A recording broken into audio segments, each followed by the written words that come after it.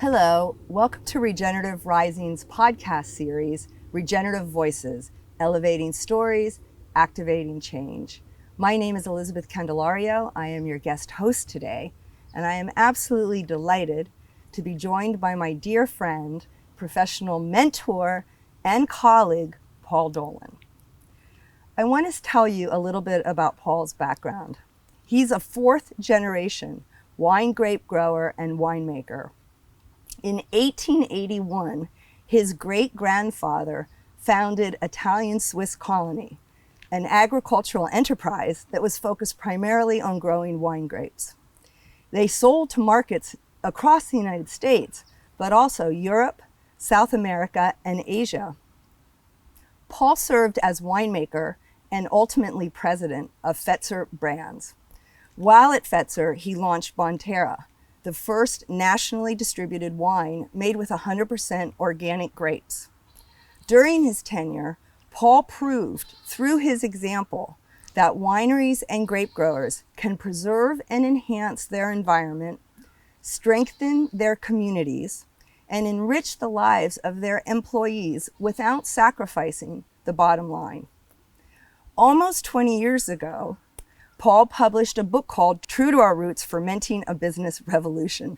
When he wrote that book, it caused Paul Hawken to comment, "If only there were a room full of Paul Dolans in America, we would be a profoundly different and better country in 20 years. So here we are 20 years later, and maybe this podcast will help encourage more Paul Dolans. Paul also served as the chair of the California Wine Institute. Through his leadership there, he launched the Code of Sustainable Wine Growing Practices that still serves as the guidebook for vintners and winemakers interested in following sustainable practices, both in their vineyards and also in their businesses. Paul and his family have the most beautiful biodynamic ranch in Mendocino County in Northern California. He is also CEO of Truett Hurst, where we are filming today, a certified organic and biodynamic vineyard. And it's located in the heart of Dry Creek Valley in Sonoma County, about 55 miles north of the Golden Gate Bridge. I want to emphasize that Truett Hurst is a beautiful certified estate, and we're going to talk more about that today. So Paul, it's really nice to have you here today. Thank you. It's great to be here. I'm really excited for the Regenerative Rising audience to hear from you. First of all, because we get to drink wine, socially distanced, of course. Absolutely. So cheers. Let's start out the right way. And also because I really believe passionately that the regenerative movement in viticulture and winemaking actually has a lot to share with the regenerative movement in food and agriculture. So to get started today, I'd really like to orient our listeners. We're sitting here on this beautiful estate. It's the vitality of it, you can feel the minute you get out of your car. It's just incredible.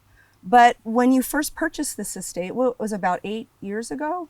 13 years ago, it wasn't like this. And I would like you to kind of share a little bit about the history of the estate, what shape it was in when you bought it, and then what you were really focused on as you developed it over the last 13 years.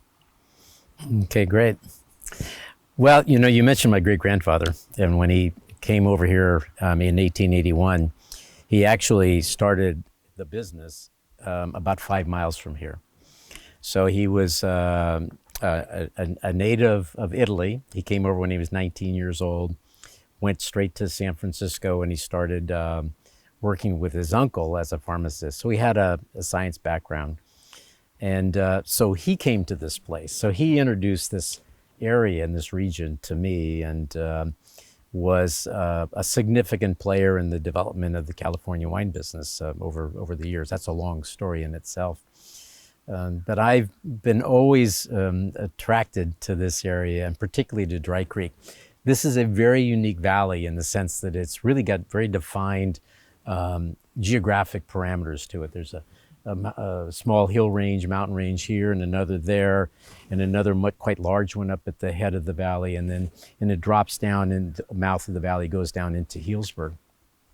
So it was when the property came available for sale, I was in a period of time when I was looking to actually create something new, and I really wanted to create a new brand, and I really was looking to create something that was a legacy in its orientation for my family, as well as it turns out my partner's family. So my son Heath and I partnered up with a fellow named Phil Hurst, hence Truett Hurst. The Truett part comes from a ranch that my great-grandfather had in 1881. And we knew that, or I knew for sure that we wanted to use regenerative or biodynamic practices here. So it was that framework that we used to envision what was possible here. And you can't, if you got a river running through it, I mean, how could you not love this place? And we had the opportunity to develop this beautiful setting here, which was really an important piece of the attraction to customers and to consumers and to the public, because we wanted it to be a beautiful place and a place that people really would love to go and visit and stay and hang out and drink wine and enjoy each other's company. But the orientation that we had was one of looking at the farm like it was a living organism. And that language, if you will, comes from Rudolf Steiner in his book on agriculture that he wrote back in the 1920s, or that was written in the 1920s, I should say. And the idea there is that you recognize that not only is this a living organism, but it also has a personality and it has an expression, in its own particular expression. But as a farmer, I had lived inside of that space of looking at my farm from the standpoint of trying to identify what it wanted to say, what it wanted to express. I'm always listening for that. And the same thing occurred for me here on this particular property and this particular location in its relationship to the surroundings, the river, of course, included. How would we build, I'll use the term build and create the farm such that it was fully expressed? Mm-hmm. I often use the term, use this metaphor. I say that building a biodynamic farm or regenerative farm and the vines on it is like raising a child. So biodynamic vines are like raising children, in the sense that with our kids, that we can do that would make a difference for our kids is we can't control them, we can't manipulate them, but we can contribute to the space in which they grow. And we can give them, raise them with good food, the opportunity to go to good schools, maybe the opportunity to live in nice places, to make good choices, or their choices, whether they want to play music or they want to be a football star. All of that's available to them. And our greatest hope is that when they grow up, they're fully expressed, that they live their life full out. And the same thing is true with a grapevine. So my daughter's now 20, and a grapevine, by the time it gets to 20, you hopefully that it has found its place and its space on the farm such that its roots have gone down deep. They're extracting the nutrients and the elements of that place and putting it into the fruit, and the fruit now expresses all of the wonderment of this particular place that we call Truett Hurst. But let me ask you, Yep.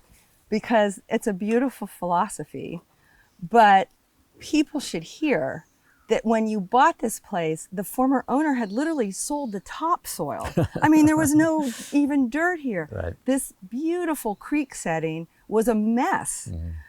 The farm had been using chemicals. I know it took you 3 years to get Demeter and organic certified because the prohibited materials had been used on the farm prior to your purchase. I mean, it was really a mess. So how do you bring together this incredible philosophy and how you look at the land and the practical of how you actually make that vision a reality? Mm-hmm. Well, the orientation was, how do we bring life into the farm? How do we bring life back into the farm in this particular case? Because you're right, it was a mess. It was degraded. There was a lot of loss of topsoil, and But we just used those things that we knew that were nature's way to bring health and vitality back into the space. So we knew that the soil needed to be revitalized, and what we needed to do was feed the microbes, because it's the microbes, the workforce beneath the soil, that are going to break down those materials that we put on the soil, i.e. things like cover crops.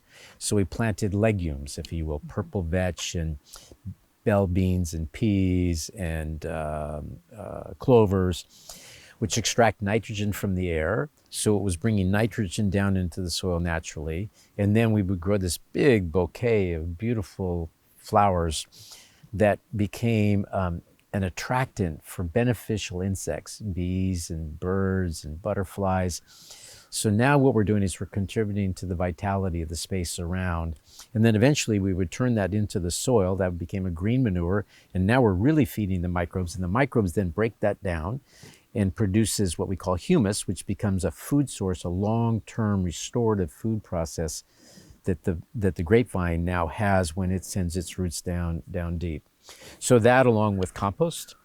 Compost is a really important element in regenerative farming practices. So we bring in pumice. Pumice are the pressed grape seeds and skins from the winemaking process. We brought those in. We brought in cow manure, and we brought in straw, and we would mix that throughout the year. That in itself builds its own internal life energy and life force inside of it, and it then breaks down to such a degree that when we put that back into the soil and incorporate it into the soil, it's expanding the capacity of the microbial life in the soil as well. So that's the basic lens, but then as time goes on, you start to build the organic matter from, in this case, there wasn't any topsoil. So we had very little organic matter, so we started to build the matter from very little, eventually to 2 or 3% organic matter. That then also creates this sink for moisture. So when it rains and it hits the vineyard floor, it penetrates the soil and then gets trapped like a sponge in the humus inside of the soil itself. So they say 1% increase in organic matter in soil increases the soil's capacity to retain water up to 20,000 gallons an acre. Is that? Acre, right? Exactly. It's incredible. Exactly. So we will eventually get this ground. We were a bit handicapped with the fact that there was no topsoil. So it's going to take us a little longer than the 3 or 4 or 5 or 6 years. It'll probably take us 10, 15 years probably to get it to the point where we'll become dry farmed, so that the roots can source the moisture that they need without irrigation. Yeah. So it's unfortunate that we can't take a walk through the property, but this estate has chickens, goats, a lot of birds of prey, a lot of water creatures. It has many, many different plants in the insectaries. You grow vegetables, which you provide to the food pantry. Quite a lot, actually. Yes. So it's just it has that biodiversity aspect, but it all comes together in this feeling of, I just want to come here and hang out with a glass of wine, sit by the creek. Let's talk a little bit about the creek restoration, because it's a subject that's really near and dear to my heart. When I was marketing director at Quivira Vineyards, right across the creek, we were doing the creek. We were one of the first in Dry Creek Valley to start this creek restoration work. And Dry Creek Valley is really a testament to the impacts of conventional agriculture, because in the 1800s and the 1900s, they really farmed this valley floor conventionally. They cleared off all the landscape, all the native plants. The riparian areas were pretty much decimated by erosion, by when there's no shade, the salmon and steelhead can't flourish in the water. Just bad agricultural practices in terms of fertilizers and pesticides did their damage to the watershed as well. And there's even stories in the late 1800s and the early 1900s where the steelhead and salmon were so plentiful in this riparian area. This is really the Dry Creek Valley that feeds into the Russian River that then feeds into the Pacific Ocean. And there's stories that farmers would show up with pitchforks to harvest the salmon out of the creeks because they were so plentiful. But because of these bad agricultural practices over all these decades, there were no salmon, there were no steelhead when we did the restoration work at Quivira. And it was actually the work that we did in the creek that led us to think, we should get our organic certification. And we hired Alan York to help us do that. People in the organic and biodynamic world sure do know Alan. And he's changed the trajectory of a lot of our lives, actually. But it was he who then started us on the path of biodynamic. So it's interesting sometimes that the path to a more regenerative perspective can really come from many different places. And in Quivira's case, it was because we really were invested in restoring this riparian area. Mm-hmm. You guys here have done tremendous amount of work now on yours, including planting native habitat, recreating the weirs that the fish can spawn in. Can you talk us just a little bit about the change in the creek and what you've seen with that? Well, as you point out, that this is really a tributary to the Russian River, and over time there became less and less spawning on this particular creek, because the fish, in our case coho and chinook and steelhead, have a difficult time sometimes getting up into this tributary, or tributaries that are even farther up. And because there's been so much development in the area and rock mining or gravel mining, that it's lowered the level of the base of the creek in this particular case, such that it's harder for the fish to get from that water that's now 10 feet lower than it was before up to the next stream and going up to be able to spawn. What we've been fortunate in is the community here is well aware of that, and the water agency is quite aware. They've created an experimental project, if you will, of how to recreate the natural habitat for the fish to want to spawn, so that it's a comfortable setting for them once they get here, that they're going to want to spawn and they're going to want to come back into this area, because they'll come back for 6 or 7 years.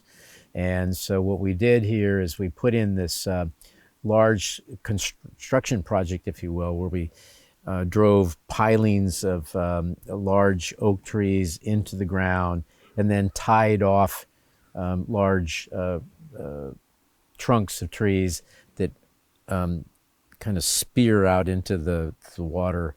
And then we split the water we put an island in the middle, so the fast water goes to one side and the slow water goes to the other. And the fish can go to that other side and they can find refuge, if you will, underneath the logs, and then they'll do their spawning there. Mm-hmm. So we've seen a significant increase over the last, all the way back to the work that you guys were doing at Quivira. Yeah.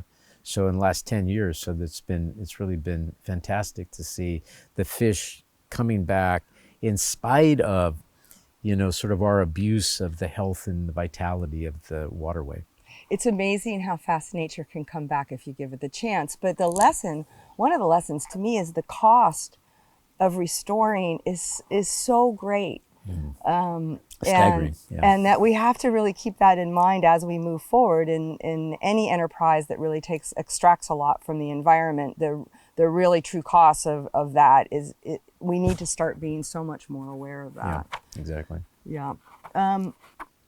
So I want to go back to talking about the microbial life of soil. Mm. So one thing that I speak about frequently is this really cool study that was done by the Association of Wine Economics about 4 years ago.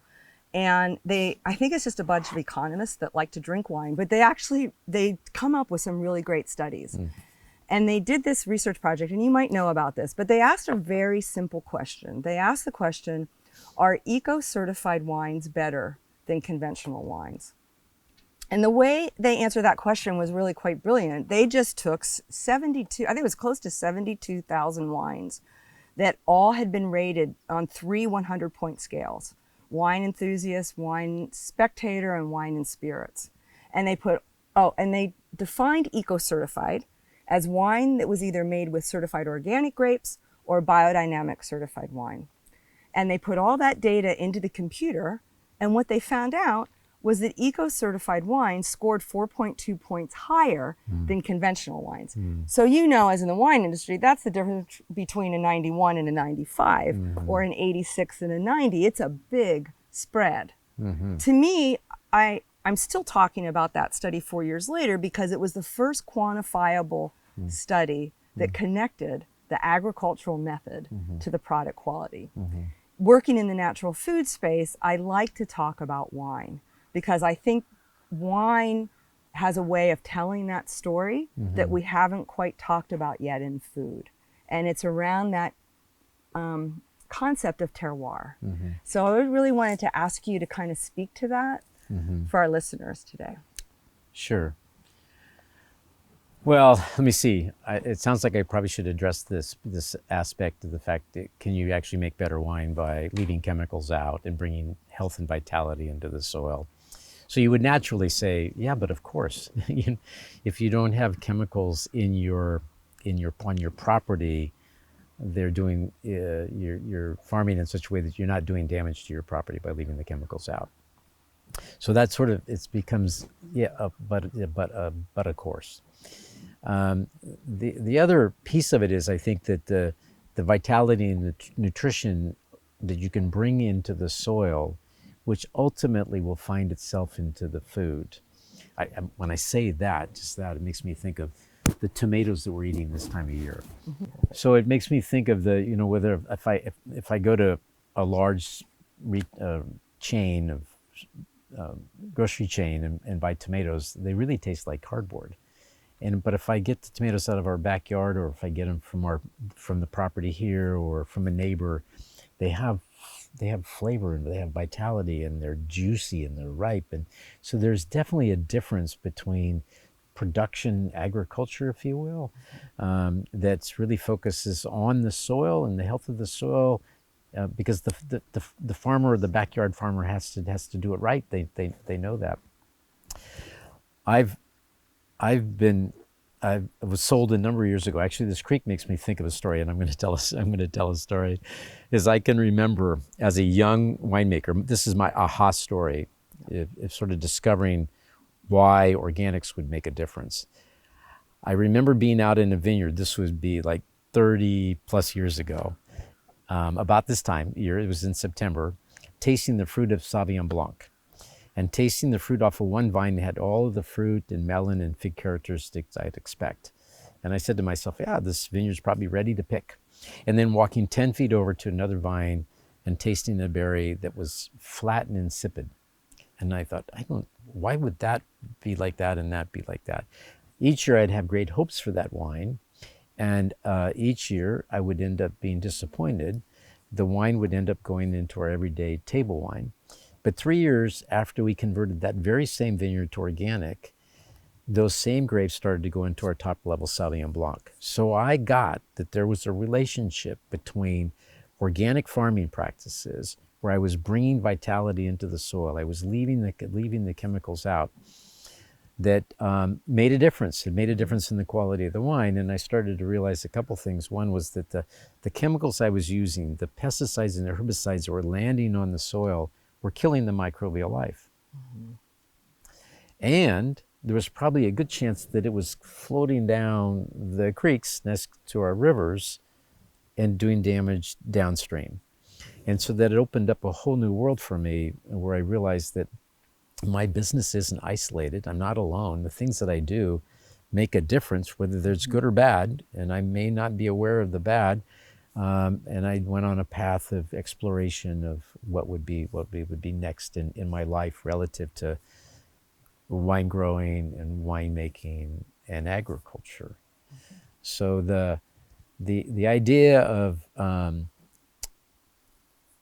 regenerative farming came to me as a result of my work with biodynamic farming, because in biodynamic farming we're so close to the expression of the place. We're so close to the expression of this living organism, if you will, that the idea of actually using chemicals wouldn't even occur to us, because it shows up as damage, not health, not vitality. And so we've organized ourselves around diversity of plant life, diversity of animal life, above the soil and beneath the soil, all with the intention as bringing as healthy of a space to the plants as we possibly can, such that the plants can fully express themselves, as I said earlier, but they'll bring flavor, they'll bring body, they'll bring life. I today use this term that regenerative farming is farming in service of life. I love that. Farming in service of life. So in service of our own lives, our family lives, our community lives, the animals in which we farm with, and of course the life of the plants, and those who work inside of the fields, right, as well.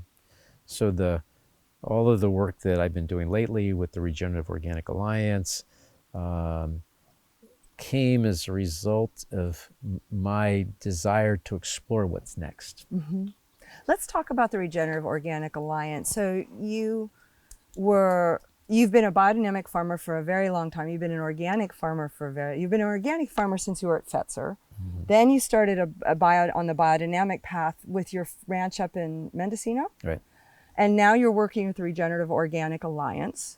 So talk to us about that. And I think that our viewers have some familiarity with the Regenerative Organic Alliance, but certainly hearing from you as a farmer and a viticulturalist and winemaker, what more is that offering you, both on the farm, how you think about your business, and maybe what you're thinking about in terms of your relationship with your customers?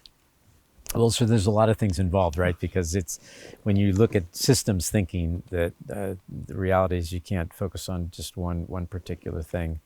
I will go back and I'll say I was probably a conventional farmer wine grower for 15, 20 years, then 15, 20 years as organic, and 15, 20 years as biodynamic. And so with this last 15 or 20 years, I'm going the next step, which I call regenerative. And I call it the next step because what I've come to know and experience is that not everybody wants to buy into the organic farming, and not everybody really wants to buy into biodynamic farming. It's a little disorienting, and it doesn't really speak to them, if you will. So I'm kind of looking at it from the standpoint of what's the farmers listening?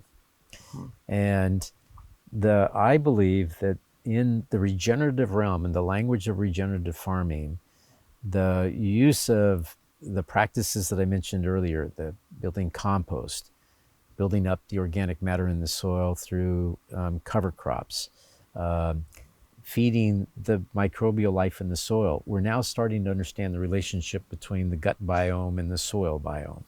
So the farmer's starting to hear that, understand that, and has seen some proof of that I think that one is that the concept of regenerative is ripe, it's ready. I think farmers are ready for it.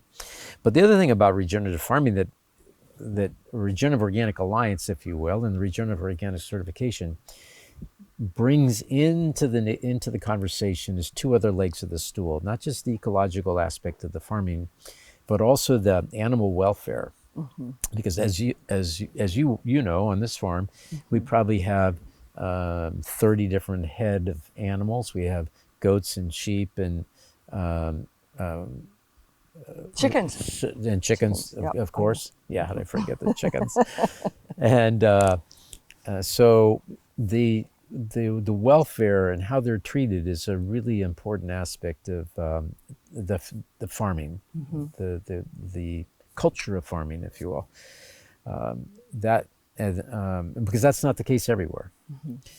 The other piece of the equation is social justice, and having been working in this industry for 45 years, and having worked with the Hispanic community for those years, having created an educational program for our Hispanic employees at the Fetzer Winery.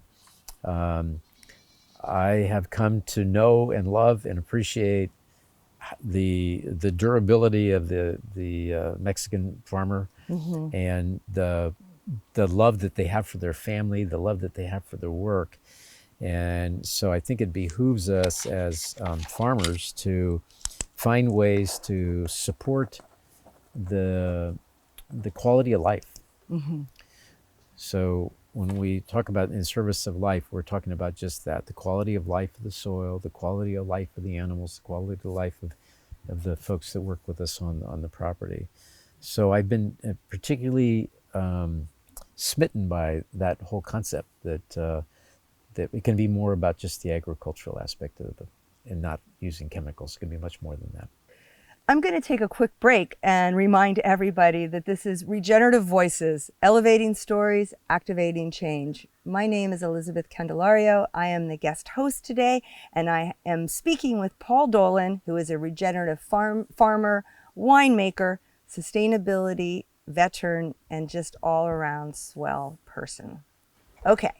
So I want to go back to Regenerative Organic Alliance and ask one more question, because I think we're all pretty familiar with the organic certification that forms the base. There definitely is an animal welfare piece that is, dare I say, beefed up in their requirements. But I'm curious to know a little bit more detail about the fair trade side of it. Can you talk to us a little bit about that? Sure. What we became acutely aware of in the Regenerative Organic Alliance is because we're an international organization that fair trade was developed well in the South American countries, if you will, but it really wasn't developed very, very well in the global north, as we refer to it. And the United States is smack dab in the middle of the global north. So we don't have great programs, even though I wrote about the aspect of social fairness and social justice in my book. That was really more organized around from the business setting. Here it is in the business setting for sure, but it's in the agricultural setting. And we see that oftentimes, we have a history in the United States of not necessarily treating farmers well, farm workers well. So it was a great opportunity for us and a great challenge for us to be able to create a format that was modeled off the international approach, if you will, of fair trade, the concept of fair trade. And we felt that is really going to be a gift, if you will, inside of the organic and the biodynamic and now the regenerative community, to be able to create a framework for it that was really covered the multitude of different aspects. So essentially what you really want to do is create a welcoming place that's safe, that provides fair opportunities, gives people a fair wage, and the opportunity to better themselves and be rewarded for the work that they contribute. And so it's been a surprise for us because we're finding it so much more welcome than we ever anticipated. And I think that we'll find that these standards that we've created for the social justice piece can be used in other sectors, other business sectors as well. Sure. I definitely think we're all experiencing through COVID, where we're seeing so clearly the faults in so many systems, that social justice, social equity is intrinsic in so many, and that we can't have a regenerative agriculture if we're not taking care of the people. And so I really applaud that. And I think it's really good timing. Yes. Because I think people are really going to be able to be more receptive in hearing that message. Yeah. Well, I actually found for myself that during the early part of my life, I was so focused on the ecological aspect of it because I could see it around me. I could feel it. I could sense the change and see the change in the grapes. And so I was alarmed by that. And I didn't, so therefore I was sort of consumed with that, if you will. And I really didn't see as clearly the opportunity that I see now when it comes to the social justice piece of it. And that was one of the aspects that really drew my attention to the regenerative organic certification, that it had that. Right. And I was so pleased that the leadership from Patagonia and Dr. Bronner's was as passionate about that as they were all the other aspects, maybe even more so. Right. And that they truly wanted to provide leadership that in a space that was missing leadership. Right. Oh, and I guess we weren't explicit to say that you are on the board of the Regenerative Organic Alliance now. Right. Fantastic. Yeah. How many farms are signed up so far, and is that something you're thinking about doing with your farm up in Mendocino or here in Sonoma County? Yes. Well, we just finished the pilot program, and we've just opened for applications. And so the pilot program, so it was a year of development of the concept, a year of pilot participation and exploration. We have pilot programs in 9 different countries. And so we're now at the space where we feel prepared that the standards are of the quality and the level of distinction that we want to create for them. And so now we've got the certifying bodies on board. We've created the framework that's becoming quite attractive to many. And yes, I'm definitely going to be on board. It's interesting, my son, who I'm in business with, we work really very closely together. But the world of regenerative agriculture has really been my world, and the world of financial acumen has been his world. And he's a much better entrepreneur than I am from the financial side.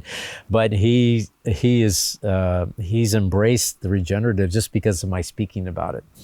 And he sees it as sort of the gold standard, if you will, and it's what we have to do.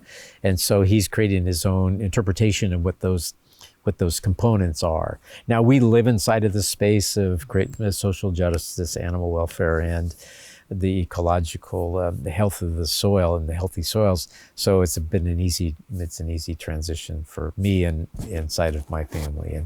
And you want to, inside of someone at my age and stature, you want to create legacy. So I see that this is a really great way to do it. It's like you're just a living example of so many things, Paul, and one of them that really comes to mind for me is that farming is a journey, it's not a destination, and that you'll be evolving as a farmer for your entire life as a farmer. I think that's really beautiful. You know, I'll make a little comment on this. I'm currently reading a book, Terroir and the Winemaker, and I'm reading the chapter on Aubert de Villion, who's the owner of Romani Conti. How could I forget? It's the most famous winery in the world. And he shares so beautifully that you just described, is that we live our lives inside of the possibility of exploration and creation, and looking for how do we make things better in our life and pass it on to the future and future generations. And he speaks really very, very eloquently about the components that he says are important inside of the farming, those things the practices that you would do, but it's inside of the culture of farming, which is the culture of food. And he says that there's this element of which you can count on, that's sort of solid, if you will, is that you can use this valley as an example. This valley, you know that you're going to grow here for years to come. You know what the soil and the structure offers, but you don't know what the climate changes are coming from year to year. We just called it normal variability. Now we're in this other phase. But what you do is you build resilience. You build restorative capacity inside of the soil, and you build resilience in the nature of the diversity of the activity on the farm. And from that place, you're passing on something to the next generation that they will then take and nurture and create something for the next generation. It's really quite moving to hear you speak, Paul, and it reminds me of a question I asked Alan York many years ago, I said to him, why are all the most interesting people at different events that we would go to people that were in biodynamics? So we could say in today's language, people that are in regenerative ag. And he said to me, you know, Elizabeth, it's because they're exactly the same in their work life and their private life. There is no differentiation. They are very integrated people. And it's really, really true. The values that you have as a person are no different than the values you have as a winemaker and as a viticulturalist and as a person who has control over part of our planet. And I'm very moved by that, because I think if that was true for all of corporate America and all of corporate of the world, that our world would be a very different place than it is now.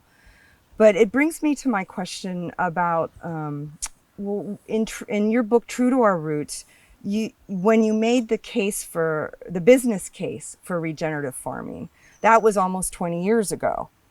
And what I find really interesting, especially in the last couple years, is that there's this seemingly dawning recognition by companies and investors that climate change is a real risk.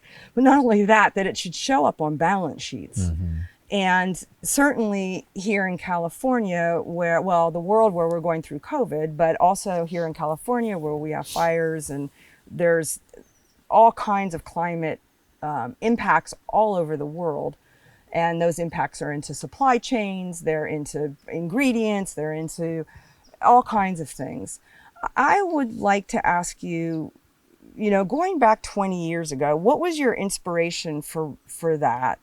And do you think that today, corporate America, if we can't get them to necessarily be integrated in terms of their personal values with their values and how they express themselves at work, are they ready to learn some of the lessons that you talked about so long ago? I don't know. I don't know if they're ready, but I do feel a sense of responsibility to share the insights or experiences, some of the experience that I've had. I can remember several years ago, 20, 25 years ago, in an interview at one point in time, and I made this point that the wine business, because of its relationship with its surroundings, because the health and vitality of the space in which the plant grows is really important in its expression, that differentiates this farm from the farm on that hill up there. So you do all these great things here at the winery. You're organic and biodynamic certified. People who come to the estate see the creek. There's a great sign that explains the restoration. Anybody who has been to the newly launched website can learn all about the great work that is done here. It's actually quite informative around the biodynamic farming, around the creek restoration work. My question for you now is, how do you feel it translates to the consumer? Do your customers really care about this work? And do you think it builds brand? Because I think that there's probably a lot of people listening in today that want to make that connection between the good work that they're doing and their ability to tell their customers about it. Yeah. Well, I'm sure that it makes a difference for people. There's just no question in my mind. And I say that because of the experience I've had just this last year.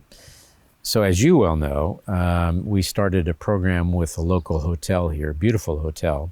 They wanted to do a program and a promotion in the winter months. And we offered, you helped us, I think, actually broker that. We offered to do tours for their customers at the hotel. And I had the opportunity to sit with, I don't know, maybe 50 different small groups, 2 to 6 people. Actually, the one was a large group. And I had the opportunity to tell the story.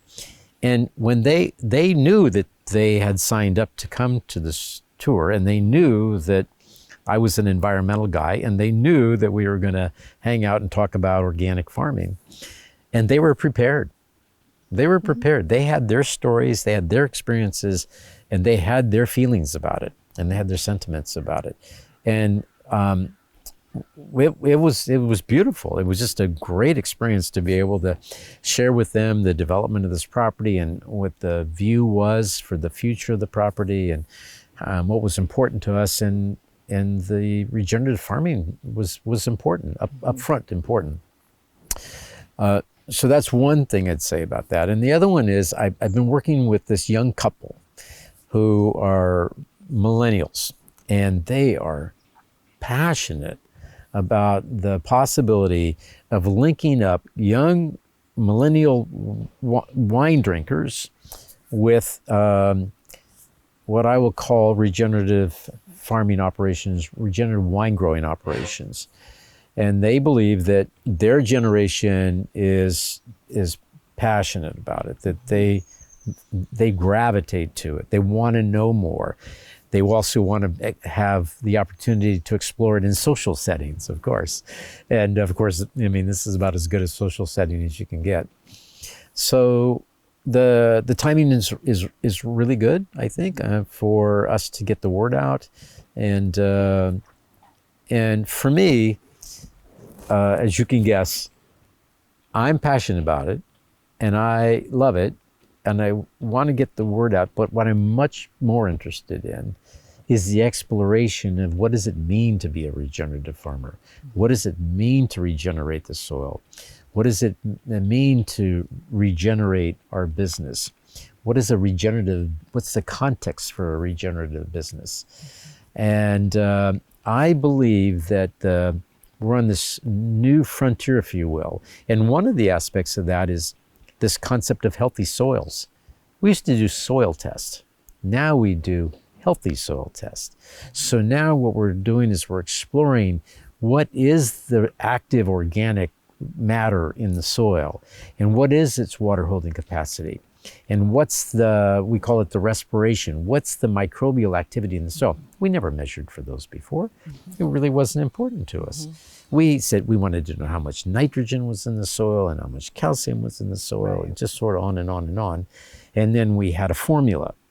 This has nothing to do with that. What this has to, it's a brand new paradigm where we're shifting from chemical farming to biological farming. It's almost that simple. So we've developed over the last 200 years, if you will, 300 years of great chemical farming practices. But that's run its course. And now we can say in the culture of grape growing or farming that we're now at this place, I'm at this place, and future farmers and some past farmers in more recent years have discovered that farming didn't work, and it won't work for culture, and it won't work for health of the soil, and it won't work for the nutrition of food. And that's the good news. The good news is there's a whole new exploration for us and a whole new opportunity. I love the reward, because the reward is in the product itself. Yeah. And so let me just take a moment and say cheers. Yeah, absolutely. Cheers, Paul. Thank you. We are drinking Truett Hurst Rosé that I believe is a rosé made from Zinfandel. Yes. Can you tell us a little bit about this wine? Well, our world revolves around Zinfandel. This valley, the first grapes that came to it came from the Italians. They brought the variety Primitivo over, which is Zinfandel. And they contributed to the culture of this area by virtue of bringing that grape variety. And it works beautifully here. There's, as we know, Napa grows great Cabernet. And it's an inland area. It's a little warmer. We're slightly cooler here. We have these breezes that come right through the gap. Just these ridge tops are only maybe 2,000 feet, comes down and cools the valley at night. And Zinfandel loves that, the retention of acid. And so it brings a lot of brightness to the fruit. And its companion in this area, the Zinfandel companion, is Petite Syrah.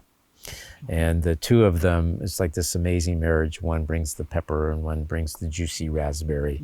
And you get this beautiful raspberry-like, strawberry-like flavors. It's perfect for sipping next to a gorgeous river on a hot fall evening in Sonoma County. Yeah. I can say this, you can't. Okay. Truett Hurst has a fabulous wine club. They have a lot of different varietals from which to choose. So I have to give a little plug for our listeners to check out the website, truetthurst.com, and also check out the wine club, which is fantastic. So Paul, thank you so much for joining me. I always love to talk to you. And I just want to say to all of our listeners, thank you for joining us in Regenerative Rising's podcast series, Regenerative Voices, Elevating Stories, Activating Change. I'm Elizabeth Candelario. This is Paul Dolan, and we're delighted that you joined us today. Cheers. Thank you. Great to be with you. The Regenerative Voices, Elevating Stories, Activating Change podcast series is produced by At the Epicenter, a 501c3 nonprofit organization. The podcast and video recordings are made possible by the generous support of people like you. Make a tax-deductible donation or sign up as a monthly supporter by visiting attheepicenter.com/donate. Support packages start at $1 per month. The podcast series is also sponsored by several corporate and organization sponsors. To become a podcast sponsor, visit attheepicenter.com/contact to let us know of your interest. If you found this podcast episode insightful and meaningful, please pass it on by sharing it with a friend or colleague who will also enjoy it. Thank you for tuning in, for your support, and for activating change.